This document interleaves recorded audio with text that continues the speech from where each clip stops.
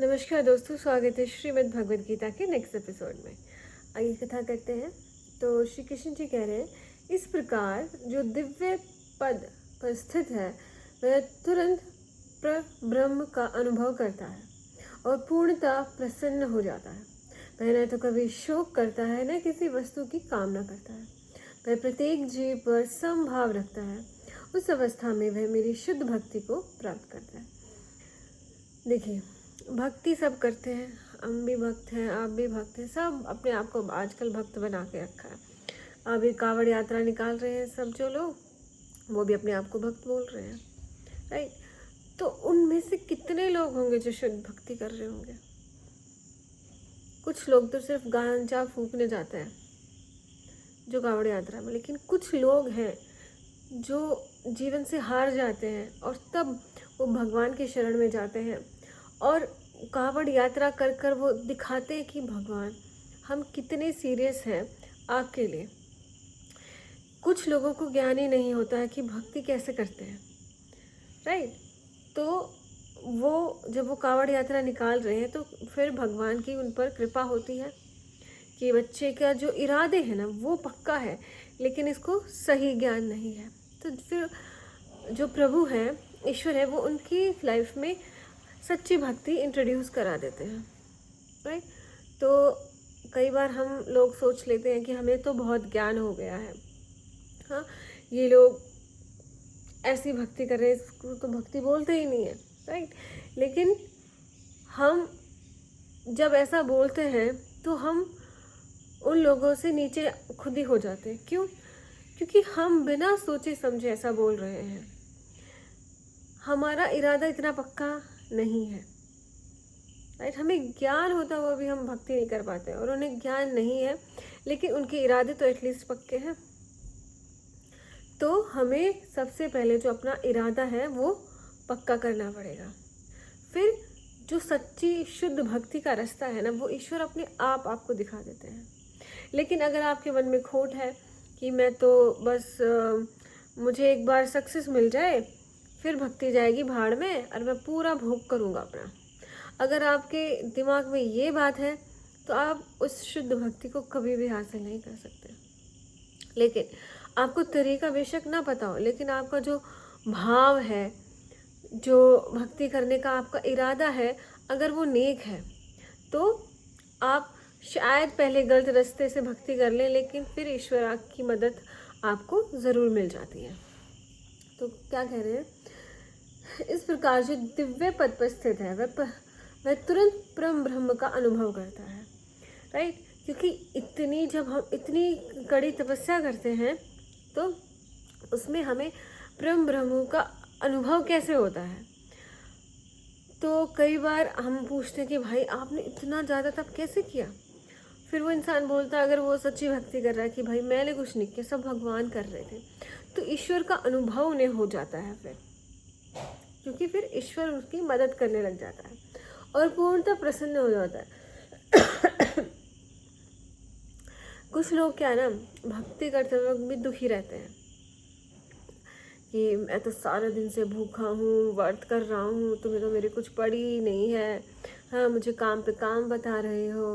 तो जो सच्चा भक्त होगा वो दुखी होकर फास्ट नहीं करेगा या दुखी होकर कुछ चीज़ें नहीं करेगा। वो ईश्वर को प्रसन्न करने के लिए कर रहा है, वो हमेशा खुशी खुशी ही तपस्या करेगा। वह न तो कभी शोक करता है न किसी वस्तु की कामना करता है। अभी बताते ना कि कामना से नहीं कर रहा है वो, कि भगवान बस, लेकिन आजकल लोग कामना की वजह से ही कराते हैं, बस मेरी नौकरी लगवा दो शिव जी, मैं आप पे ये चढ़ाऊँगा, मैं वो चढ़ाऊँगा। ऐसा नहीं होता है। जब आपने भक्ति के रास्ते पर आप चल पड़े तो फिर उस पर चलते ही रहना है। ये नहीं है कि एक पर्टिकुलर समय के लिए मैं ऐसा करता हूँ तो उसके बाद मुझे वो रिज़ल्ट मिल जाएगा, फिर अगर फ्यूचर में मुझे कुछ और चीज़ चाहिए होगी तो मैं फिर से भक्ति कर लूँगा। तो ऐसा नहीं होता है।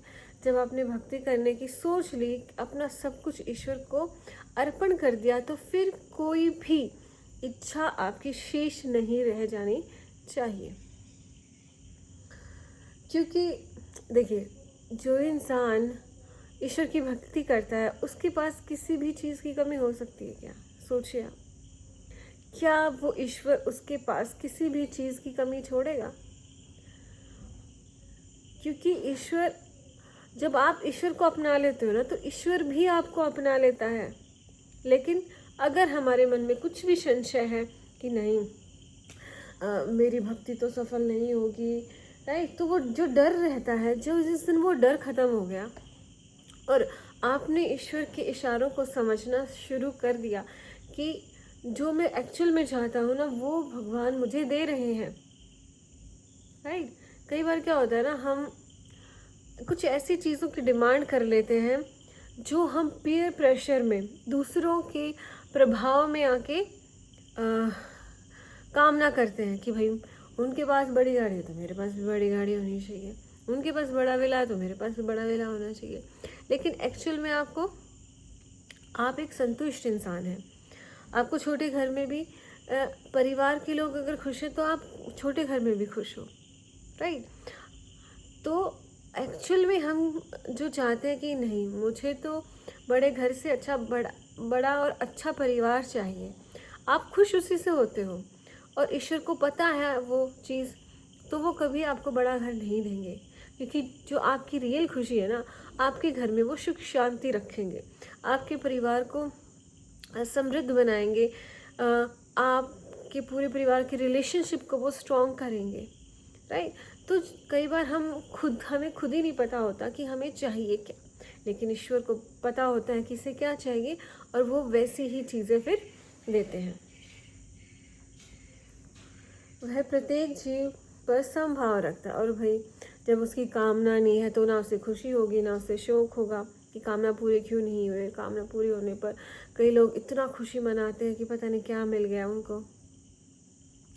तो ऐसा उसके साथ नहीं होता है, क्योंकि उसका तो लक्ष्य सिर्फ एक ही है, ईश्वर भक्ति, ईश्वर भक्ति, ईश्वर भक्ति, राइट। और जब जो उसे चाहिएगा ईश्वर उसे देते ही देते हैं।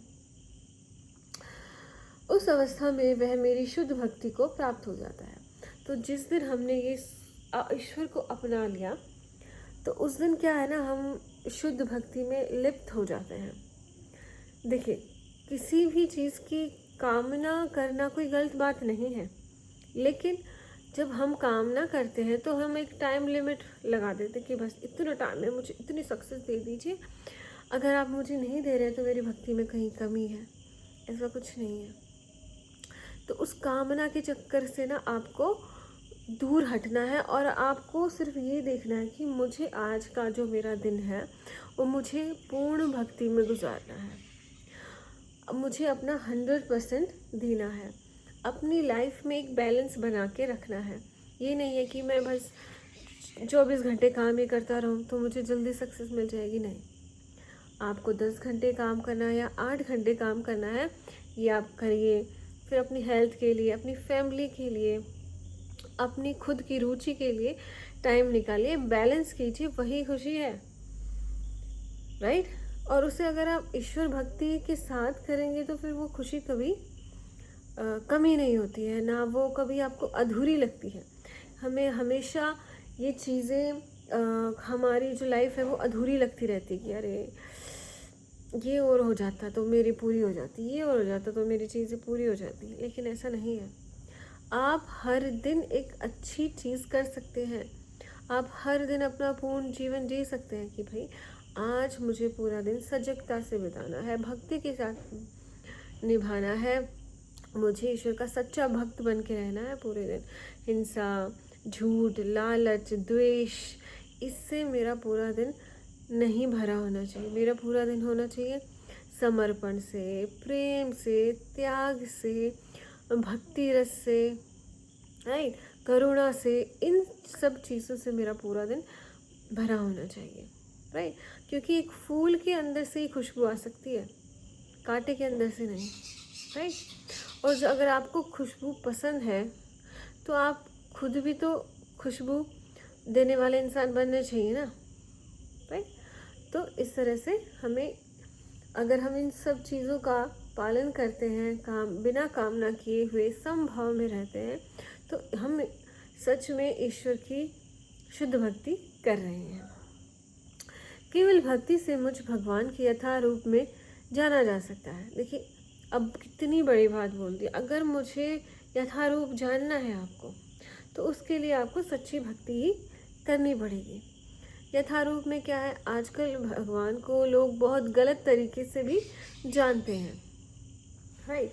और फिर उसी का वो अपने पाप कर्म करने के लिए उसी रूप को समाज में फैला देते हैं। जैसे शिव जी को बोल रखा, अरे वो तो भांग पीते थे।